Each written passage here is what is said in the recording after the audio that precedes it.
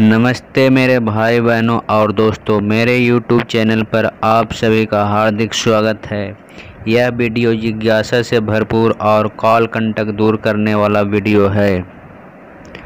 आज का वीडियो तन मन को उमंग उत्साह से भरने वाला है और आध्यात्मिक मानसिक अज्ञानता और ब्लाइंड फेथ दूर करने वाला वीडियो है।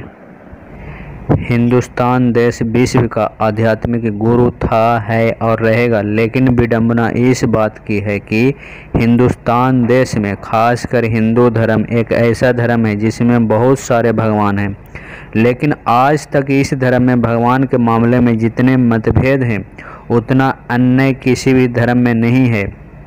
कहने का मेरा मतलब है कि भगवान जी को भी बंटवारा कर रखा है। कृष्ण का भक्त कृष्ण को श्रेष्ठ बताएगा, राम को मानने वाला राम जी को श्रेष्ठ घोषित करेगा, अन्य कहेगा नहीं नहीं ब्रह्मा विष्णु शंकर बड़ा है। इसी तरह जो जिसको अपना इष्ट देव या देवी मानते हैं उनको श्रेष्ठ मानता है, परंतु इन सब का सदा पूजनीय, सदा वंदनीय, सदा प्रातः स्मरणीय कौन है यह किसी को पता नहीं है। सभी दुविधा में पड़े हुए हैं। चलिए निष्पक्ष भाव से, बुद्धि से, अनुभवगमय उदाहरण और अंतर से देखते और समझते हैं आखिर भगवान सबका एक कौन है, रास्ता कौन है। पहली बात तो यह पक्का कर लीजिए, जो भी शरीरधारी हैं वह कभी भी भगवान नहीं कहला सकते, क्योंकि भगवान को अजर अमर अविनाशी अकाय अजन्मा भोक्ता कहा गया। बाकी जो भी देवी देवता, चाहे कृष्ण जी हो, राम जी हो, दुर्गा जी, काली, कोई भी हो, शरीरधारी ही हैं। शरीरधारी है तो स्वाभाविक है कि माँ के उदर से जन्म लेकर पालना लेते, पढ़ाई करते, सुख दुख पाते और अंत में मृत्यु को भी प्राप्त होते हैं। दूसरी बात, देवी देवताओं के मंदिर में देवी देवताओं को शरीर के रूप में ही पूजा होती है। अन्य सभी देवी देवताएं शरीरधारी हैं। वे अपने स्वभाव गुण कर्म के अनुसार अपनी कोई न कोई शरीर लेते हैं, अर्थात जन्म लेते हैं, परंतु शिव अशरीरी परमात्मा हैं, इसलिए उनका कोई शारीरिक रूप नहीं है। इसलिए शिव का स्मरण चिन्ह ज्योति बिंदु जैसे आकार वाला ही होता है जो शिवलिंग कहलाता है। तीसरी बात, परमात्मा को मनुष्य सृष्टि का बीज रूप कहा गया, अर्थात वह सभी का रास्ता है, बाकी सभी उनकी रचनाएं हैं। वह जीवन नैया को पार करने वाले हैं, दुख हर कर सुख देने वाले हैं। उनकी महिमा में कहते हैं शांति के दाता, आनंद के दाता, शक्ति के दाता, दया के दाता, जीवन मुक्ति के दाता, मुक्ति के दाता, अर्थात इन सभी गुणों और शक्तियों के सागर हैं। जबकि देवी देवताओं की महिमा में कहते हैं सर्वगुण संपन्न, 16 कला संपूर्ण, संपूर्ण निर्विकारी, अहिंसक, परमो धर्म, मर्यादा पुरुषोत्तम, लिमिट शब्द लगाते हैं। जबकि परमात्मा पिता की महिमा अनलिमिट है।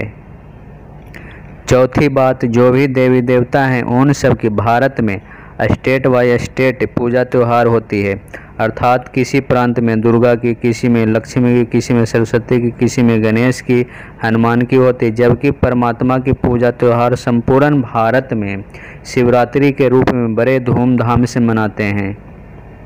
उनके गुणों, कर्तव्यों और संबंधों के आधार पर बहुत सारे नाम हैं, जैसे वैद्यनाथ, सोमनाथ, अमरनाथ, रामेश्वरम, गोपेश्वरम, महाकालेश्वर, त्र्यंबकेश्वर, सर्वेश्वर।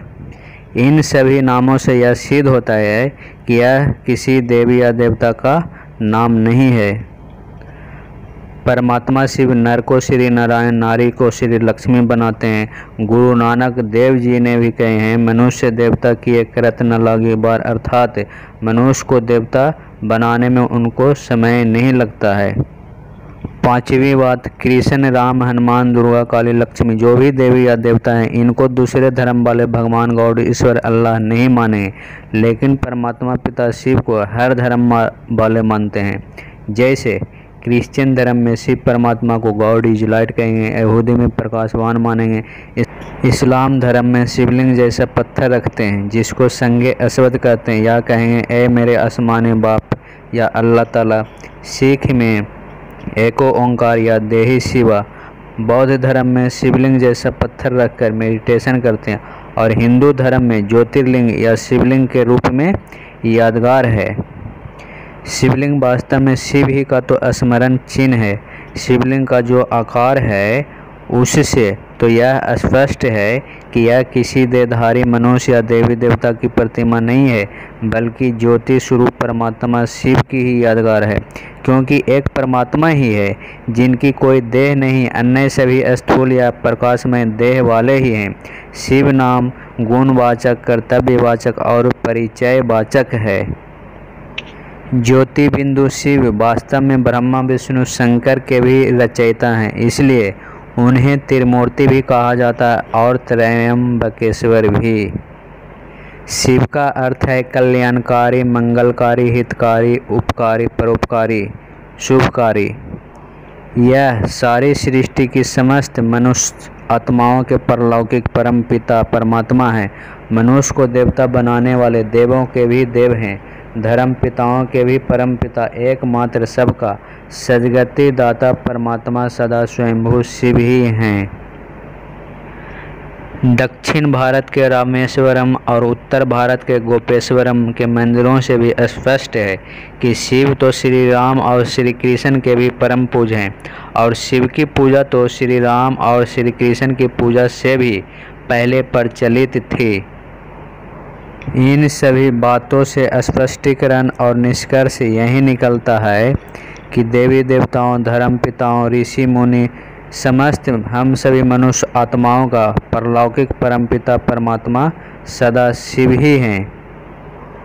वर्तमान समय फिर से स्वयंभू शिव ब्रह्मा तन को माध्यम बनाकर सृष्टि परिवर्तन का कार्य कर रहे हैं, अर्थात इस नरक को स्वर्ग फिर से बना रहे हैं। आप भी इस पुनीत कार्य, श्रेष्ठ कार्य में सहयोगी बनकर अपना भी ईश्वरीय जन्म सिद्ध अधिकार हासिल कीजिए। अभी नहीं तो कभी नहीं, चल रहे वर्तमान समय में। आपको वीडियो अच्छा लगा हो तो लाइक, शेयर और सब्सक्राइब कर आध्यात्मिकता के प्रचार प्रसार में सहयोग करें। तब तक के लिए धन्यवाद।